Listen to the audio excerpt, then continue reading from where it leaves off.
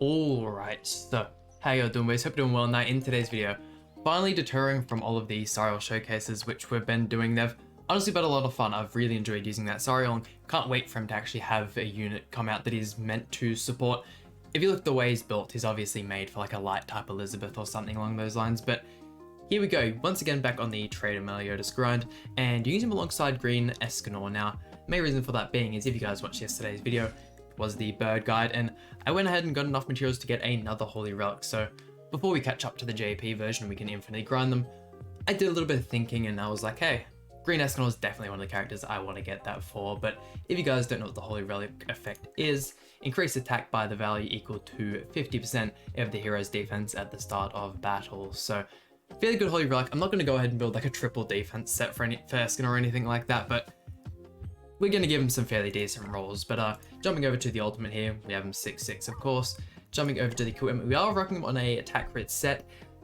It's extremely unlikely he'll get a crit, but due to the fact we have Death Pierce in the back, I'm going to keep it like this, just in case it does manage to happen. I don't know, maybe if we can cruel stun into a single target onto like a king or something and get a crit, it could be some crazy damage. But looking at the rolls here, some pretty decent rolls, really good on the HP actually, and then the defense rolls. Once again, nothing overly special, he's not maxed out or anything along those lines. And then jumping over to the closet here, I haven't really invested in a whole lot of the cosmetics, but we have a couple of them to say the least. So once again, using them alongside the Traitor Meliodas. If you guys don't know what the Traitor Meliodas does, his first card here inflicts amplified damage equal to 450% of attack on one enemy. The second card inflicts pierce damage equal to 250% of attack on all enemies. The ultimate removes buffs and stances from all enemies, then decreases stats by 20% for 2 turns, inflicts cleave damage, which does not result in a critical strike, equal to 507% of attack. And last but not least, the passive. Every time an ally uses a single target attack skill, all of the hero's stats are increased by 6% for 3 turns, stacking up to 5 times. If 2 or more single target skills are used in the single turn, allies' damage taken from enemies decreased by 8%, stacking up to 40%. So that is a grey buff, can't be removed, and they can get up to the 5 of them. So Meliodas is probably just the king of this game at the moment. We will jump over and have a look at the equipment. Meliodas' rolls are pretty maxed out. I mean, Meliodas being the main character, we're obviously going to see a couple more implementations of him. And then being a festival character, I also have his cosmetics done. 4/6, unfortunately couldn't 6/6 him in the summons, but he'll come around again fairly soon. So this is the team we're using today. A little bit lower CC just due to the fact that we have the Death Pierce in the back. But let's jump right into it. Here we go, first opponent, and it's a full Archangel team. Okay, good to see that we have the boy ESCANOR going up against a mono blue team. Should be able to absolutely destroy everyone here, but I mean, I feel like Elizabeth will have the lowest kind of sub stats, at least defensively wise, so start throwing attacks into her, and Jesus.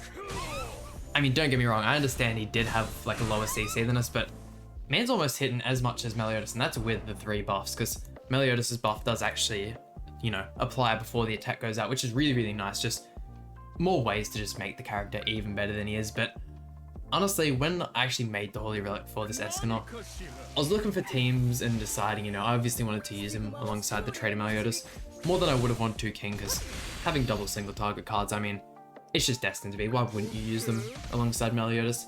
And I mean, any chance that I get to use this Ludociel, I will 100% take it. This Ludociel is by far one of my favorite units in the game. Let's go double cruel stun, and that should pretty much get rid of Margaret. Once Margaret's dead, don't get me wrong, the Tarmiel ultimate is definitely scary and can easily one-tap teams. Definitely one of the better ultimates for PvP. I don't know, I feel like getting rid of Margaret's definitely our best bet. Just shy of killing as well, which is a little bit unfortunate, that's okay. Should be able to finish off in this next turn, and as well, Ludociel having the single target cards is great. Even if we didn't get rid of the Elizabeth super quick, we do of course have here the infamous Rupture card of Ludociel. The main reason why I invested into him so much back when he came out, even as a free-to-play, I made sure he was actually one of the characters I was most excited for. Like, just in Grand Cross history. Let's go 1, 2. Do I want to attack into you? Yeah, I might do so. Yeah, at the time I was free to play. I saved up just all of my gems for cosmetics to summon, get as many dupes as possible, all my cosmetic upgrades, and the second I got that, man, I think I spent like 600-700 gems on the banner just to get 1 copy. We now have him 6/6 of course, but instantly just went ham, and I don't know, he's just such an offensive unit. I don't know how you can't like the boy Ludociel, but having to tank a Tamio ultimate, and thank God we managed to survive that there. The 3 melee buffs definitely would have helped out as well. And ooh, some real nice merges as well. Let's go 1, 2, and 3. I mean, at this point, you've gotten this far into the match and Meliodas is still alive.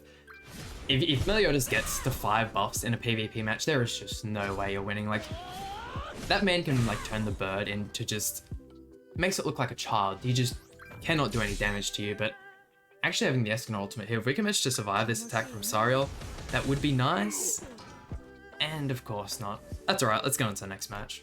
Nice little 300,000 damage to finish off the Sariel in that last match, but I was actually having a look at all the Holy Relics before picking the one for ESCANOR, and man, there just really isn't like, the Holy Relics really aren't that important of a thing. Like, don't get me wrong, if you can have like a Holy Relic for each character on your team, the boost in CC is absolutely amazing. Like, if you can get it, by all means do so, but I don't know, it's like, there are only very few that are like must-haves, let alone just like, I don't know, the blue, what should I say, the Awakened Lilia one, for the blue Awakened Lilia in particular, is 100% must-have. She is a different character with and without it. Like, she's easily top 8, I'm gonna say maybe even top 5 PvP characters in the game with it.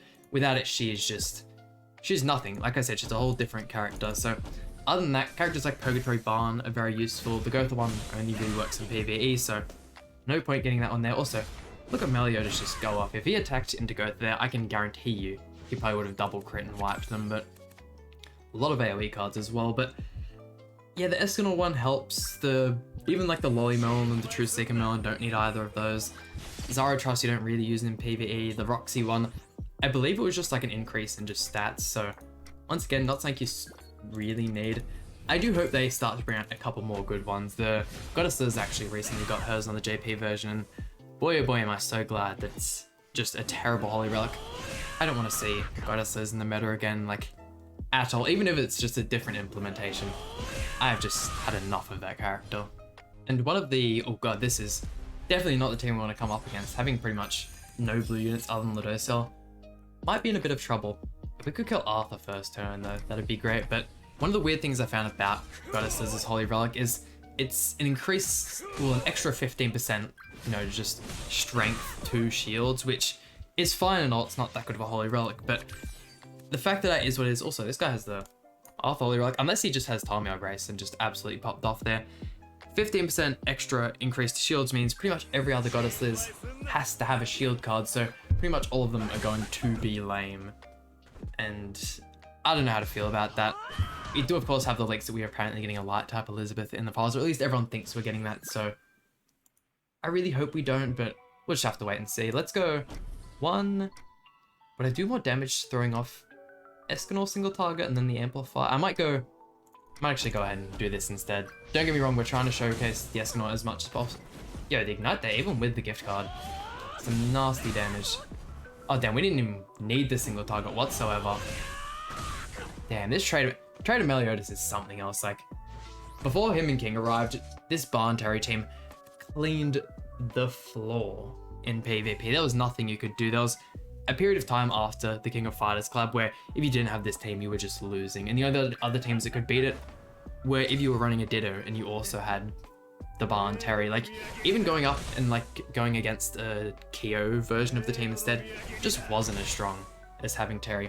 We are taking a whole ton of damage from those Heart Crushers though. I don't think we can kill here either. No, double ESCANOR single target into melee single target. I'm hoping that gives us, like, yeah, I knew we weren't going to kill there. Oh, does Terry have his counter up as well? I didn't even notice that. Please survive, ESCANOR. You don't actually have any lifesteal, yeah. Did you get much lifesteal from? I know melee has like really good lifesteal. It'll apply after the counter as well. Okay, yeah. Not enough to survive the Barn ultimate, I don't reckon. And melee buffs himself as well, so if the Barn's 660 amplify effect, will make sure he kills us for certain. This was the one team I was definitely scared of coming against. In this showcase, if we lose here, it's just a bad matchup, that's all it is. Managed to run into another Barn team, so we're skipping that match and here we are, but if you guys do have any team suggestions, whether it's with the green ESCANOR with the Holy Relic, or without it, just like a general team build, by all means let me know. I'd be super interested in trying a couple of them. But let's see, double single target into Meliodas there. Look at how much damage that is. Like, the fact you can't get type advantage on that Meliodas, if only Escanor had better substats and actually land crits, we'd be looking so good right now with him. But let's see, I mean, getting the Escanor Holy Relic as well for base Escanor, like, it's pretty much guaranteed we're going to get more base Escanors. I'm actually surprised it's easily been over a year since we've gotten one. And like, unless they give us like a Ragnarok Escanor, which I'm pretty sure we have actually seen him on the most recent chapter on the JP version. I don't know if we'll be getting one anytime soon. Let's see here, can we... I really want to show off what Escanor can do, but I feel like the double AoE here is just too good to miss. Should be able to get rid of the Escanor as well. I'm more just scared of this King being like the final person alive and just doing heaps of damage with like submerged AoEs or something. But look at that. Was that like 400, 500,000 damage off a level 1 AoE? Traitor Meliodas is just... like, there seriously just isn't enough words to describe the man. Traitor Meliodas is pushing P, to say the least, but getting the Ludociel passive on the Traitor Meliodas here, as long as we can survive this first turn, I think we might be able to bring this match back. It's also pretty dependent on, like, if we get the kill right off the bat, and actually, if he doesn't manage to kill our Traitor Meliodas, we could be in a real good spot as well. But if he has something like a Festival King in the back, we could still be in trouble. Ain't no way, especially with the merger on his Amplify card, are we surviving Meliodas there. But hey, who knows, maybe, just maybe, we can kill Traitor Meliodas. What are we looking like? I just don't think this will be enough. We probably would have gotten a little bit more damage if we got 2 Elegant Blows instead of the 2 Cruel Suns, but let's see, we'll try our best. If we had the 2-star Cruel Sun as well, we could remove his buffs, which could come in handy. Actually managing to get the crit there. If we get another crit, we could have killed. That's right, I'm actually surprised you got a crit on Traitor Meliodas at all. Like, the odds of that happening are super, super low. At this point, yeah, like what we did to the opponent in the last match, Traitor Meliodas will just proceed to wipe up anyone left on the field. I mean, look, we're tanking pretty well as well. Like, it's not like we've got a whole bunch of Escanor cards anyway. And there we go, yeah, I was hoping maybe we could survive that turn and we could manage to get the kill on his Traitor Melee, but that's alright, let's get on to the next match. I was gonna say, here we go, onto our final opponent, but it's just a King. I mean, I'm gonna include this in the video just because I haven't seen this in absolutely ages, but we'll finish this one off with the Escanor, and we'll go ahead and rerun the final opponent thing. Also, crit on King there. Final opponent, take 2, and I mean, I don't mind seeing Chandler. Chandler is honestly such a fun unit. If only they gave him the Sariel counter where it works for 2 turns. That's the only reason I don't use any of the stance units as much as some other people do. I know a whole bunch of people just love the full stance team, or just pretty much any counter characters, and like, I don't blame you. They're all some really good characters also. Can we one-tap Chandler right here? You see, that's what I mean. Like, how can you say any other unit other than King, obviously, compares to this man? Like, no one else can do that in the game. Like, okay, yes, I know we do have Ludo beside him and we do have Death Pierce, but like, even then, give that kind of support to other units and they just don't get stuff done like that. Let's go Ludo into you, and then we'll double single target into the 1 Escanor. Maybe we can kill the 1 Escanor just off these 2 cards as well. Maybe? Please? Oh, well, that's alright. We got close enough. If either of those had been a crit, we would have one-tapped him, but here we go. Let's wrap up the video. There we go, and that just about does it for today's showcase. I mean, hey, honestly, was impressed by the Escanor Holy Relic. Like, the last time I tried to use this man, it didn't go well. Actually, I think the last time I might have tried to use him was when the same name rule was out, but hey, I'm still happy with how he went today.